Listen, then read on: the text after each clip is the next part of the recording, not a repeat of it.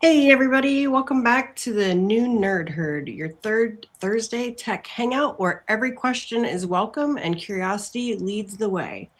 Today we're focusing on an issue that continues to impact individuals and small businesses across the Tampa Bay area: the rise of increasingly sophisticated scams targeting our community. Local consumer protection teams and county agencies report that scams are growing more advanced, often using technology and emotional manipulation to deceive victims.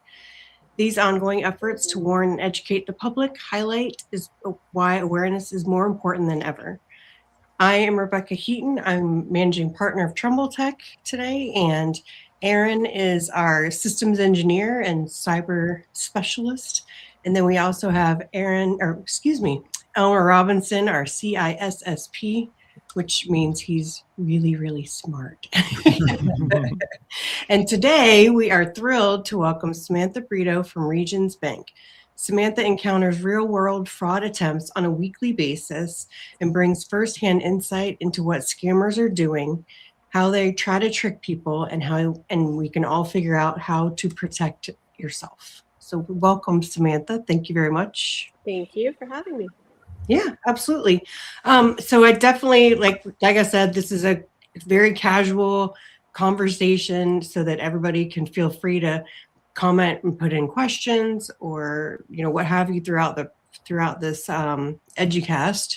So I thought we could start with, I know you've seen several different scams because you've reached out over the past few months for sure, seeing if we could help. Do you want to just start off with maybe the top scam or the latest scam that you've seen? Sure. So I think the biggest scam going on right now is the emails where they send to, they just tell you McAfee's expiring, Norton antivirus is expiring. If you don't cancel, you'll be renewed at $400, $500. And they give an email or a contact for them to cancel. And once they call or email, they've now reached a hacker. Um, I had a recent incident that, this happened to someone. And of course, for some reason, it always happens to be when it's in a vulnerable situation for the client.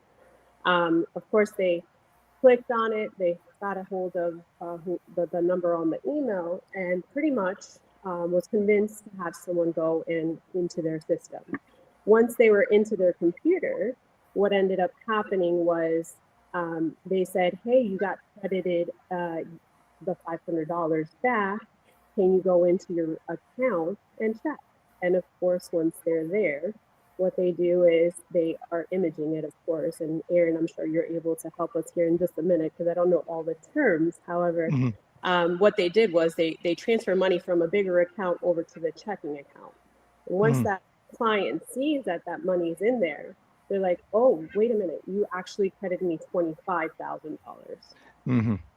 So the client starts panicking, and of course they're like, oh, don't worry, you can send that back. You can just send it back. Yep. Send it back. You can even wire it, or you can go to the bank, get the cash, and we'll pick it up at your house, which is a scenario that recently happened. And I've known this client for over 25 years. We have this conversation about fraud all the time. Unfortunately, her husband passed, so she just wasn't in the right mental state. So she was specifically told not to see her regular banker and was ended up at another location. But she had a moment at that other location and said, why are they telling me to go to another bank to get this money? And she finally called me panicking. And as soon as she called me, I already knew what was going on. So I said, come here, we're gonna talk about it. And that's where I called Trumbull Tech. So you guys helped her out and realized that what ended up happening was, of course, she had someone hack into her system, and you guys took over from there. So Aaron, I'll like I said, I don't know all the techie terms. I'm not a nerd, so please let us know what you. Well, neither am I. What are you trying to say? No.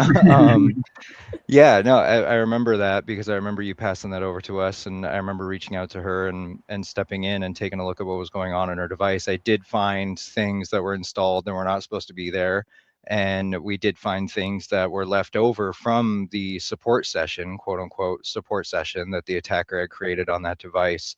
And we ended up installing our solution stack onto the device just to be safe and leave it there for a few days and see if it caught anything. And I believe within 48 hours, we had found that there was a rogue application still installed that was allowing remote access from the attacker. And there was an attempt at a connection. It was in like 2 a.m. or something like that. And the attempted connection came from an IP address that was somewhere in like West Russia or something like that. It was an Eastern European country. I don't remember the exact one, but yeah. And thankfully, we, like I said, deployed our stack to it, and it caught it, blocked it, shut it down. We deleted it immediately. Returned that peace of mind for her, because you're right. It's always these people who are sort of in a vulnerable situation already, and it was quick, and we took care of it for her. Yeah. I And want one to of go the, back. Oh, sorry. Go ahead. no, I was just going to mention that one of the things, they are very aggressive. So Mhm. even when you did that and she went to my office, I mean, they are constantly calling and harassing, make it seem as though like something's going to happen if they don't return this money. And they threaten, and it's just a very bad situation for the clients to be Ugly. in. Yeah. Mhm. You know, one of the things that amazes me with the stories that I hear is that the things that you would trigger a stop, gap, pause in the person that's being attacked here doesn't. And they emotionally push past all the triggers. And Mhm. you would think that when they say, go to a different bank, I'll come by and get the cash. I've heard stories where they were told, meet me in a Walmart parking lot. Mm. And the bank teller, when they showed up to get the bag full of cash to meet somebody in the Walmart parking lot, says, wait a minute, you're going to do what again? And the bank teller becomes kind of the final stopgap. Samantha, can you talk a little bit about the emotional journey and the state that people are in when none of the triggers are stopping them from doing what they're doing?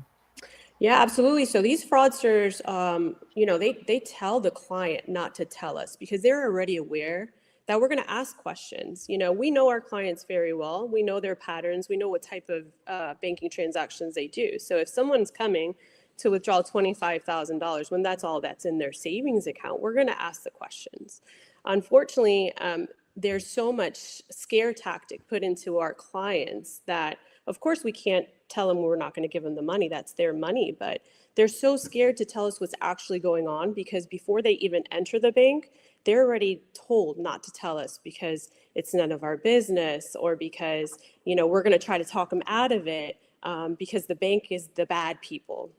And so, sometimes they're even still on the phone with them as they approach our office. And so, we already know the signs, but unfortunately, like I said, we can't hold those funds from them. So if they're adamant about withdrawing, there's nothing really we can do past that point. And it's very sad to see because this is something we're seeing on a weekly basis. So this is happening weekly for you. This is happening at least once weekly in this particular scenario right now going on. Wow. Apart from all the others, of course. And that's just one location. That's one location. So yeah. The other thing I was thinking of is, I feel like when people hear these stories or, they see stuff online or whatever, everyone's always like, oh, that's such a crazy scenario. I'd never fall for that. But it's like, I'm telling you, like you're saying, these, your clients so well and customers so well, it can happen to anybody. It really can. Like, I remember this was a little bit of a different scenario, but when I had my accounting practice and I had, switched gears over to this career, I was getting calls that were from the IRS, oh, someone has a claim against you or whatever. And I was thinking, and I, as an EA, I know the IRS does not, first of all, they don't just call you. They will never call you. Yeah, exactly. They will never call you. Like, I knew this, right? But they, like you said, they were so persistent that it's like, I got those calls once a day for months. And it took all of me to not be like, okay, well, what if they really are reaching out to me? Like it made me doubt myself, even though I knew better. So you're right, as far as the tactics, the threatening tactics and everything else. But it's like, maybe this is a question to maybe Elmer and Aaron, when you're getting that, I mean, maybe blocking that number from calling your phone. I mean, is that possible? Blocking emails, Well, maybe the phone is thing. really just kind of one exposure point, and it's consider how often. I'm sure Aaron can probably tell us stories of how often it's not a telephone call, it's an email, or it's somebody that says, or the phone call, the guy on the other end says, "I'm from Microsoft. And we have a problem with your account, your registration's expired, we need to get access to your computer, you don't have the updates, we got to fix a problem." And then the person either clicks a link in an email because they believe it's their bank or it's Microsoft, or the person on the phone directs them to go to a place and open up a link and hand control of their computer over to the person on the other end of the phone. Yeah. Tell us, Aaron, what kind of experience you have with those types of scenarios. I mean, it's always going to come down to there's two types I see. There's one that's like hyper intelligent, I'd say, attempting to impersonate a really important email. A lot of the times they'll come from, fake email addresses that are called like payroll at, or, HR at, or something that will seem important to you. And it's always going to be tied to like, your employees aren't being paid until you respond to this. There's an issue with your payroll company. Your insurance benefits are, something important to somebody's health. And then there's the completely unsophisticated ones where I'm sure, give me 5 minutes, I could open an old personal email of mine, and all it is like the subject text says payment mistake, and there's an attachment on the email with no signature, no greeting, no text, or it's just an empty email with an attachment. And you see those, and that's kind of like, okay, come on. I'm smarter than that. But yeah, you do see those intelligent ones, and they're, like I said, they're most of the time having something to do with like, if you don't handle this, something bad's going to happen, because they're counting on you to be the good guy.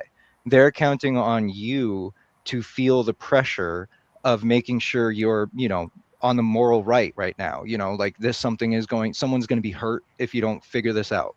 If you don't answer this phone call, your company could go under, like maybe not something as crazy as that, but they want you to be the good guy in the situation and give them all the power that they're looking for, because they know calling you and saying like, hey, what I need you to do is let me connect to your computer and watch me log into your bank is not going to get them anywhere. But if they call and say there's an issue with your bank, let me help you, it's a completely different scenario. And if you are that good guy, which most people are, you're going to feel that social pressure of, especially Sarah, you mentioned, sorry, not Sarah, Samantha, you mentioned earlier there was someone who called and said like, they gave them money and then was like, that was a mistake, can you send that back to me? If you're a normal, good, moral person, you're going to feel the social pressure of wanting to help that person right that mistake. And you're going to want to help them because you're like, oh God, this person's going to lose their job. Oh God, they made a mistake, let me help them. And they're going to take advantage of that every time. But I would Rebecca, also, sorry. no, I just wanted to go back to your point about the phone numbers, right? Like I personally myself block a phone number a day, and they Yeah. just generate a new phone number for the following day. So I don't think realistically there's a way to block all those spams. And then to Aaron's point earlier too, when I notice when these customers come in, they're like, "But I got the email from Norton Antivirus." One might say Norton Antivirus 123 at Gmail, and I said, Right. "Well, if you know it's coming from a Gmail or a Yahoo, it's not actually Norton, right?" Right. Yep. Yeah. And by the way, they're really good at substituting a 0 instead of an O, or Yep. a 1 instead of an I, or creating something that, there's two L's next to each other that visually it doesn't catch your eye. They'll sneak those things past you all day long. And in the old days, you used to be able to count on, an email didn't smell right. You know what I mean? This doesn't feel right. And you could tell from the language, you could tell from something being askew, you could tell from formatting, you could tell from the logo that it wasn't right. But that's not true at all anymore. I mean, the bad guys can create a perfect copy of a Wells Fargo, Bank of America, IRS Yep. website, and they can do it in a few clicks. I'm not kidding. Yep. It's a right click, this and that, and it's embedded in the email, and off it goes. And It can get worse than that. I mean, I won't speak to specifics, but I've seen recently over the last few weeks where the email is made to look like it's coming from you, and it's made to look like it's coming from a website notification system that you set up. So the from address is your email address. The subject looks like a notification about your, like, again, your health insurance or, you know, something like that. And it never came from you. You never sent it. But someone who maybe set that up for themselves and gave their email address to some product or website that they're using to manage their health insurance is going to see that and say, oh, this is clearly an automatic notification generated from the thing that I set up, and this is legitimate. They can get real creative with it. I do see a comment in the section here. It says, "Good morning. It's crazy to think that these scams happen at least once a week at just one location. Beyond protecting ourselves digitally with MFA or email monitoring, how can we better resist the social engineering tactics these scammers use?" Which I guess we're kind of discussing that right now. But it's a great question. You know, Yeah. I mean, self-awareness. Cybersecurity. Yeah, Cybersecurity professionals stay up late at night, you know, just wishing they had an answer to that question. Sometimes, you know, it's the hardest battlefield. I would say though, like urgency, right? I mean, I think there are some things you can kind of, I think first of all, to us talking about it, right? I feel like with a lot of these scams, I don't know of any, like Samantha, maybe you could speak to this, but I would say every single person that falls into that trap are so embarrassed that they fell for it, that nobody talks about it, right? So I mean, if you're not talking about it, like I would have never known if you said that was happening weekly, right? So I think just having the conversations and like saying, oh my gosh, I almost got duped, or oh my gosh, I got duped. Don't do this, right? So I think educating yourself, talking about it, and not being embarrassed, because that's what they're hoping for, right? They're hoping that you're going to be embarrassed and not want to tell all of your neighbors about it. So yeah, absolutely. They definitely, once they realize they've been scammed, they come in and they're like, I should have listened. I'm so sorry for not taking your advice. Look at the situation I'm in now. But I think it does need to be conversations around the dinner table, conversations with our parents and conversations with our families, because, you know, our older generation, as technology moves forward, they might not be as familiar with these new advancements, and they're more vulnerable.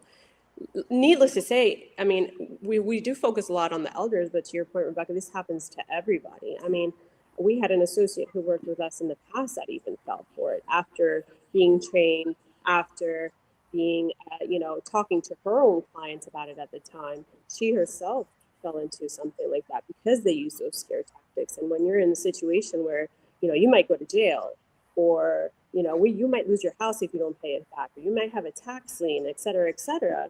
You know, people tend to do this without wanting to, of course. Yeah. I almost think when there's urgency, though, that's when everybody should just pause, right? So if there's anything that's that urgent and like, oh, you're going to go to jail, first of all, customer service, besides Trumbull Tech, of course, and Regions Bank, thanks, right? I mean, nobody is proactively trying to help you in any aspect of your life, right? So if you're getting an email that's even proactively trying to, hey, this happened, or it's probably fake, right? I mean, I would think 9 times out of 10, that's probably going to be some type of scam right there. And then I think urgency. So pause. I 100% would not allow anyone to access your computer that if they're reaching out to you, right? If you're reaching out to someone like Trumbull Tech or whatever, then yes, that's a different story. But I would never let someone have access to my computer, because I also think people don't realize if you're letting them access, it's not just for that one time. To Aaron's point, that now that link is embedded in their system. So now if you change your credit card information or what have you, they're still in there. They're still seeing any keystrokes and updates that you're doing. So Yep. I don't Yeah, know. consider them planting a keystroke monitor on your computer, which will happen the very instant they touch it. Yeah. And from that point on, every password you type at the keyboard goes straight to them in clear text. Yep. Yeah. Yeah. So it's the capabilities of the bad guys is terrifying on that technological end. And the idea that a lot of people feel that they're safe with an antivirus solution. We were talking a little bit before we came on to this podcast about the last time anybody ever saw a virus in the wild. You know, it just doesn't really ever happen because the bad guys have a default go-to that always works. You know, we've been talking here today a lot about the phone calls, and that's a powerful tool. I think the email part of it is another big, huge risk exposure point because the bad guys have gotten so good at impersonating not just a bank website or something, but using AI tools now. They can impersonate your boss or your significant other and send you an email that sounds like it came from them. That technology, the AI technology, has been leveraged even to create avatars that attended meetings and fooled people into transferring money because they thought they were in a live Zoom meeting with an actual person. Oh, that's my boss, right? Yeah. Yeah. That's my boss. That's the CFO, so I can send him all the money he wants. Yep. And so it's critically important, I think, to, in addition to education and awareness, to realize that there needs to be an upgrade in the technological stack. And Aaron, maybe you can talk a little bit about what sort of behavior monitoring options are available these days that go beyond just based antivirus. Yeah, and that was something that we were talking about before, this difference between an antivirus and what's available today that's a little bit more sophisticated. It's called endpoint detection and response, or EDR for short. And the reason why it's a little bit more sophisticated is because these antiviruses, if you use Norton or McAfee, those are two right off the top of my head that are pretty common and we've seen in the wild before. They keep basically like a library of known malicious programs, IDs, certificates, signatures that are connected to these malicious programs. And if you were to try and download something that matches one of those signatures or those IDs that they keep libraries of, it'll warn you and say, hey, that's not authentic. That's, you're opening yourself up to attack. But that's, that used to work. Elmer, when did that ever work, actually? But if it did work, it hasn't worked for 20 odd years now. And so the way that the industry is moving and the way that cybersecurity is going is something closer to the EDR solutions, endpoint detection and response. Now, what these do is they are much more sophisticated programs where they monitor your behavior and they monitor the timing and the websites you visit, the locations you log in from, the time zones you log in from, and they're able to alert if things don't match the patterns. And they're able also to act on your behalf immediately and block connections that don't match that pattern. We are very familiar with these EDR products. We use them all the time, and they come highly recommended. There's what solved the situation with Samantha's clients that we talked about at the beginning of the show. That was one of the tools that we deployed to her device. And like I said, within 48 hours, it found that connection, it found the application. And that, by the way, that device had antivirus on it. And it didn't find it because if it's not in that library, it doesn't know that it's not supposed to be there. And I think in more specifics in that situation, the application they were using to connect to that device is a legitimate IT tech support application. It's generally used in the IT industry to remote to a client's device and troubleshoot an IT problem with them. So antivirus just sees that as like, oh yeah, we know that company. That's on the Better Business Bureau. We can see their, it's totally legitimate and it just passes right through. So these EDR products are way better at detecting these types of things than antivirus does. Well, I had a question. if we have a situation where a customer, for example, needs to contact Netflix, for example, I've had instances where they Google Netflix, they'll click on a link, but the link is actually not Netflix. So here you are connecting to a company that is not, and the same thing happens. They give their information, they get scammed, they come in to file a dispute.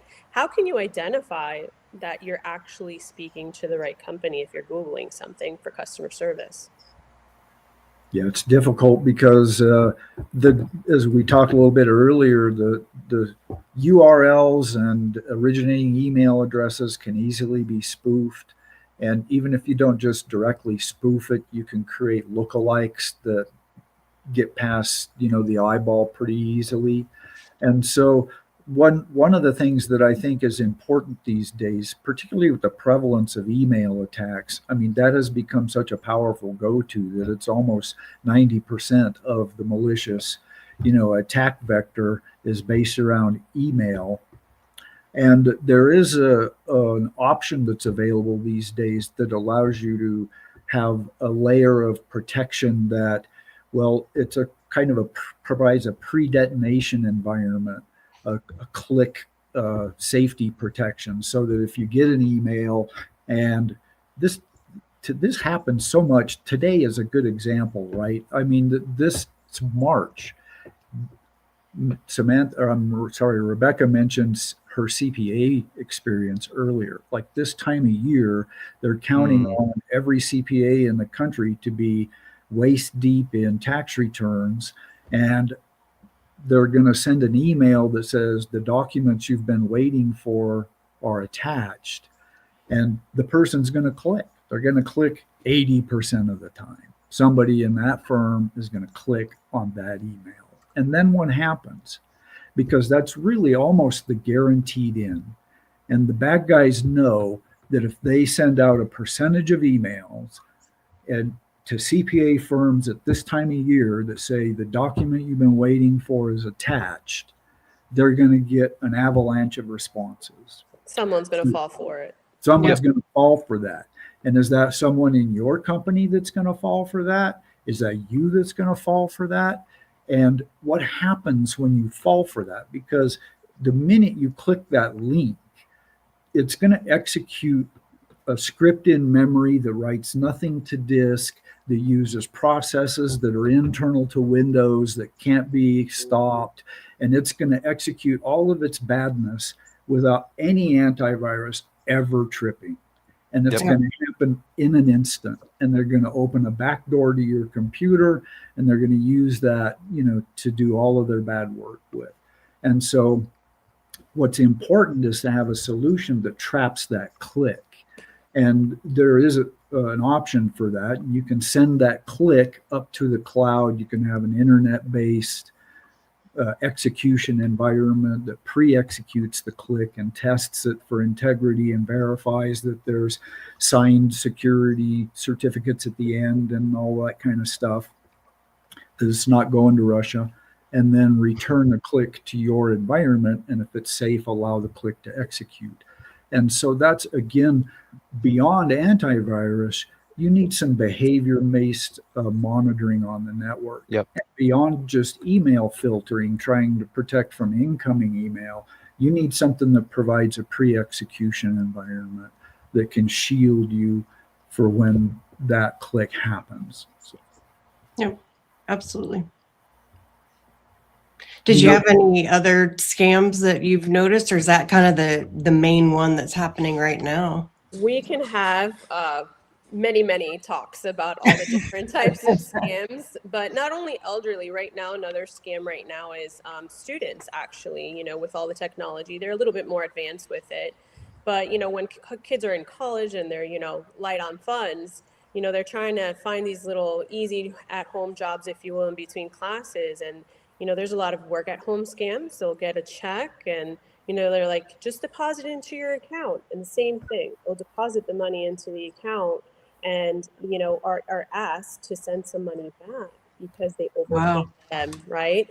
And, as a student, you're like, yeah, let me not get in trouble. I was supposed to earn $250. It actually sent $2,500. Let me send the difference to them.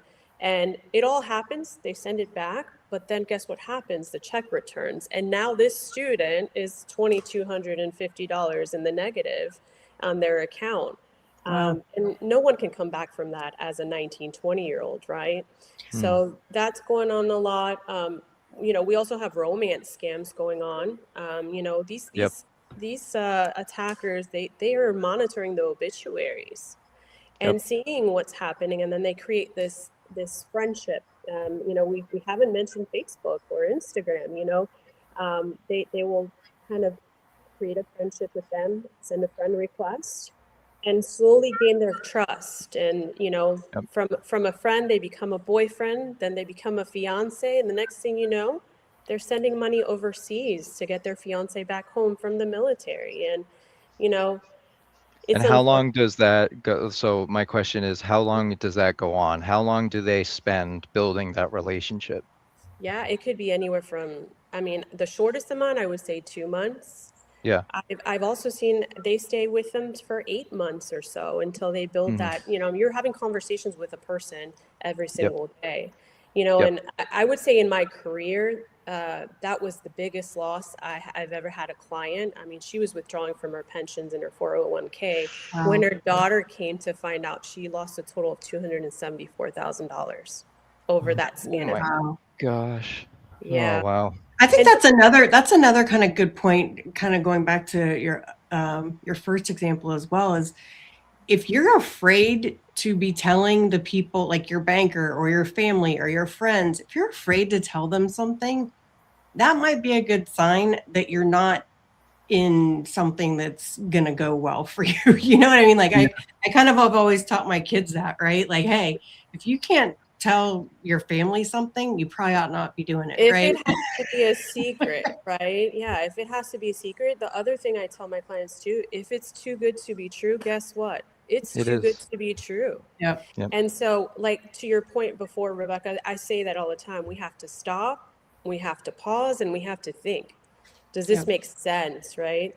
And just to give you some statistics, in 2003, elderly loss was 4.9 billion.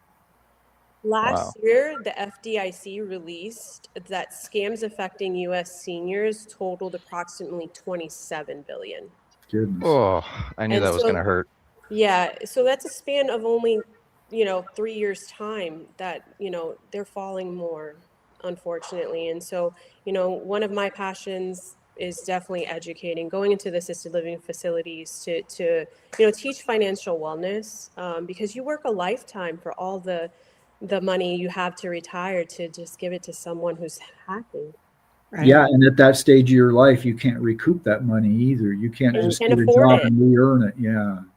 Yep. Yeah. Looks like we have another comment. It says, so let's say you click a bad link and you aren't too ashamed to ask for help. How bad is the damage usually?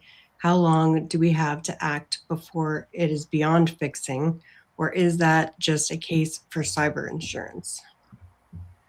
That's an interesting question, and I'd hesitate to give an actual time frame. Like I would hate to tell someone like, oh, after 5 minutes after clicking a link, it's a lost cause. It's never a lost cause. The worst thing you can do is nothing. That's it. Like, if you did something and it doesn't sit right, and you're like, wait a minute, that didn't make sense. The worst thing you can do is not question it. Call your contacts, like Samantha. She's clearly knows what's going on. She sees this every day. Call us, find out what's going on. I can't tell you how many times I have received an email or a text message or something that didn't seem right, and a quick Google search before I did anything, before I opened it, before I read the email, before I even let my mind start racing and be like, oh my, oh no, I have a bill for $500, or what am I going to do? A quick Google search saved me. So I would just say, how long do we have to act before it's beyond fixing?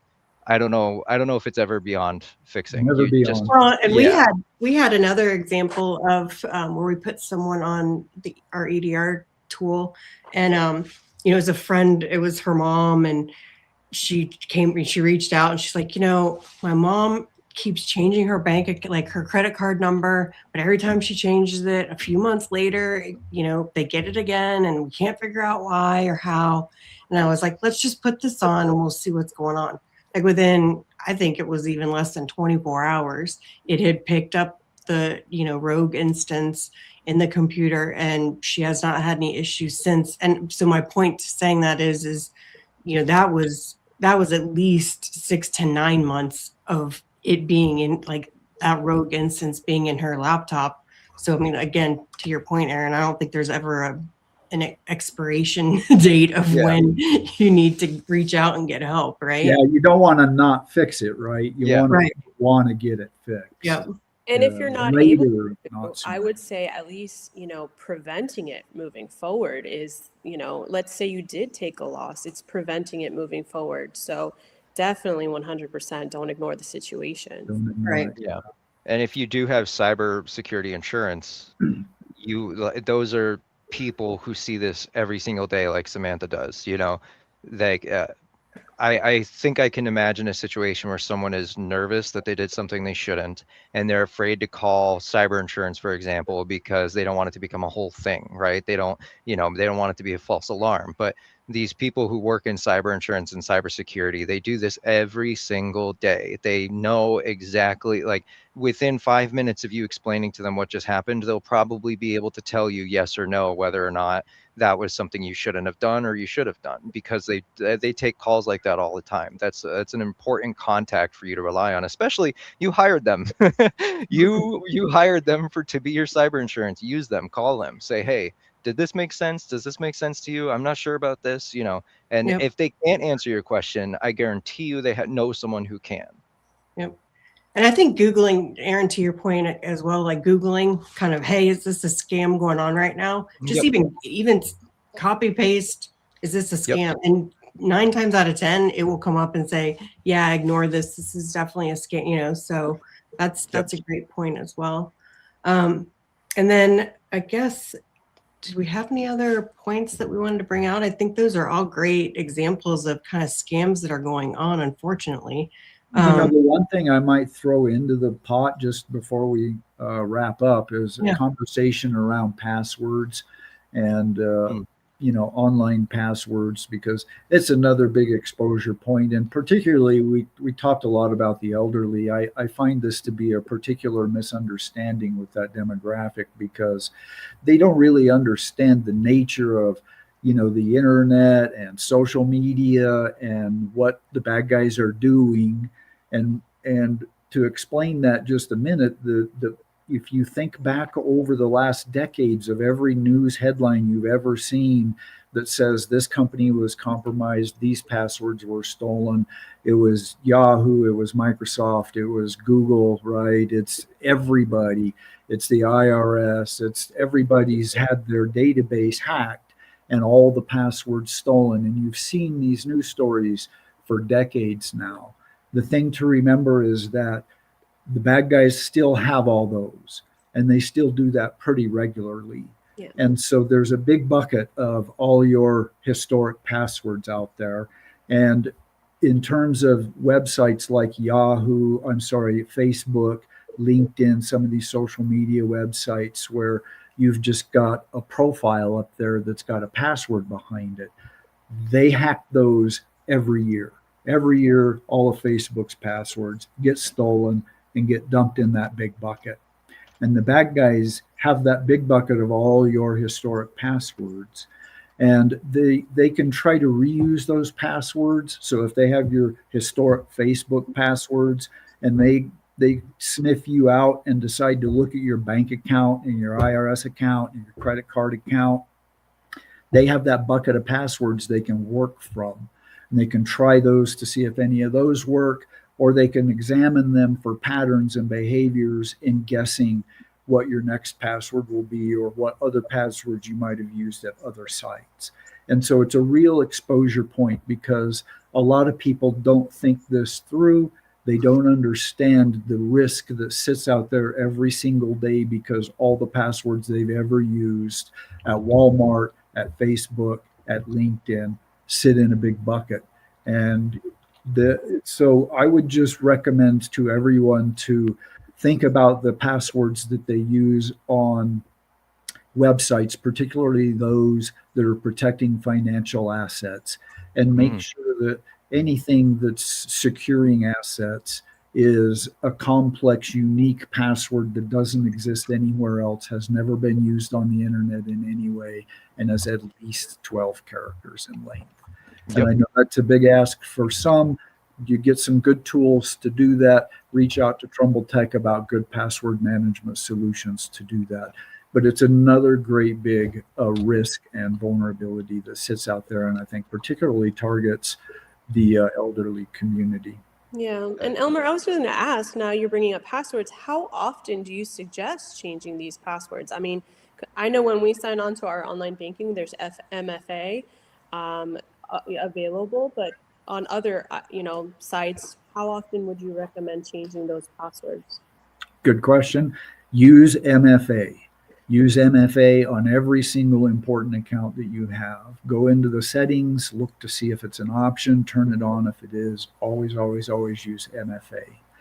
If you're not using MFA, a hacker in China can just launch a brute force password attack and send, thousands and thousands of dictionary attempts at your account. So with MFA, it defeats that completely. So use MFA. With regards to how often to change a password, here's a firestorm of debate among a room of cybersecurity specialists. And part of the reason is that we used to say, you need an 8-character password. You need to change it every 30 days. It should have complexity rules in place with hexadecimal, punctuation, upper lowercase numbers, all of that kind of thing. The fact is that an 8-character password can be blown past now. It doesn't matter if it's complex or not. It's a matter of seconds for a modern computing platform to crack an 8-character password. So you need to probably be using at least a 12-character password. And so my recommendation is a 12-character password minimum, and make it complex and unique only to that account. And if you have a really good, really strong password that you're not sharing around, there's not a need to change that regularly. A good, strong password that doesn't get compromised is better than a weak password that you change every 30 days. Because the bad guys, as I said, in some instances are maybe looking at your password histories in that big bucket that sits out there. So if you're just adding a 1 to the end, or you're changing the number at the end from a 1 to a 2 or a 2 to a 3, then you're not creating any barrier between you and the cyber attack because of the information the bad guys are working from. So I would say 12 characters minimum, make it really strong, and then there's no need to change it if it's a good password and you're not using it anywhere else. Well, that's And the one of trick, right? Do not use the same password for Facebook that you would your bank. Exactly. Yeah, especially because I think some people forget, like when I was a kid playing video games online and everything, like making all these old accounts on these old websites that are still like HTTP and not HTTPS, like really old security protocols for websites like that.